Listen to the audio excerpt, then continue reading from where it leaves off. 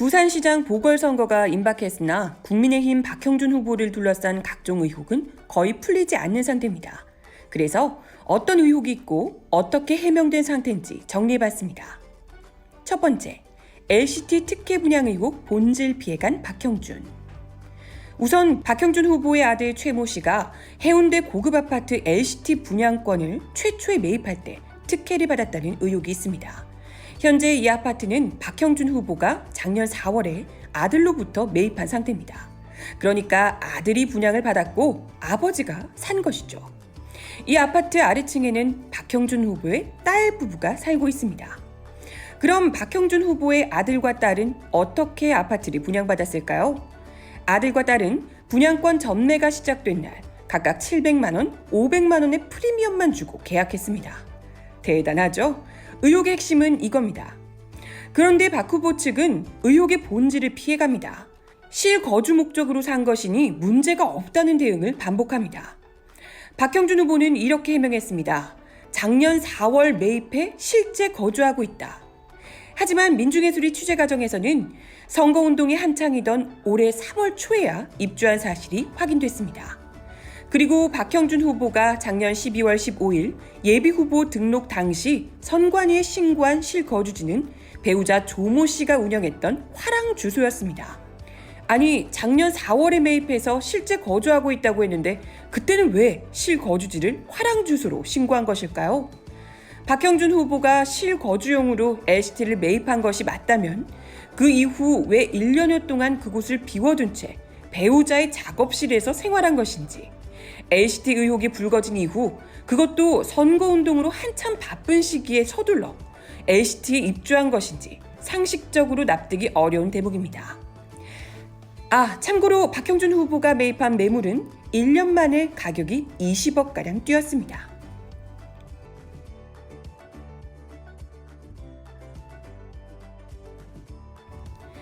박형준 후보 일가와 배우자 지인들이 특정 시기에 대거 매입한 부동산 기장군 일광면 청광리 일대 땅 5천여 평도 그 용도나 목적이 명확히 밝혀지지 않은 상태입니다. 투기 의혹이죠. 박형준 후보와 배우자가 소유했다고 신고한 청광리 토지는 1,300여 평입니다.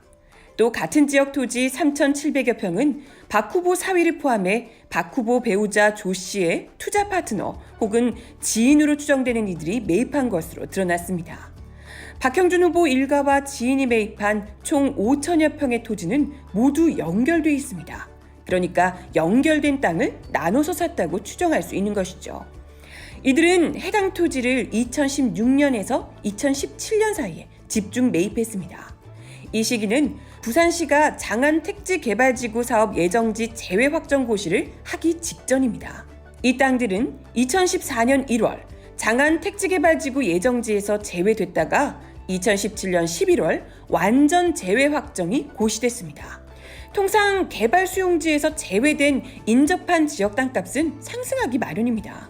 그러니까 수용 대상 토지가 되면 보상금만 받을 수 있는 반면에 수용 대상은 아닌데 인근 땅이면 개발 호재가 되는 것이죠. 박형준 후보 일가 및 지인들이 사들인 땅들은 작년 공시지가 기준으로 매입가 대비 최소 26%에서 최대 78%까지 상승한 것으로 나타났습니다. 실거래가는 더 높을 것으로 추정됩니다. 박형준 후보 측은 미술관 부지로 매입한 것이며 투기 목적이 아니다라고 해명했습니다. 해당 부지를 제외하고도 박 후보 명의로 매입하거나 박 후보 배우자가 지인들과 공동 매입한 땅의 규모를 감안하면 의혹이 쉽게 해소되지 않습니다. 이들 땅들 중 박형준 후보 배우자 소유 건물을 4년간 미등기 상태로 뒀다가 재산 신고에 누락한 사실도 드러났습니다. 해당 사안은 공직선거법상 허위사실 공표 혐의로 고발돼 검찰로 넘어간 상태입니다. 박 후보가 지난 2012년 19대 국회의원 선거 부산 수영구 예비후보로 나섰을 당시 박 후보 측 관계자들이 같은 당인 새누리당 경선 예비후보였던 유재중 전 국회의원 낙마를 목적으로 허위 성추문 폭로를 교사했다는 법원 판결문도 확인됐습니다.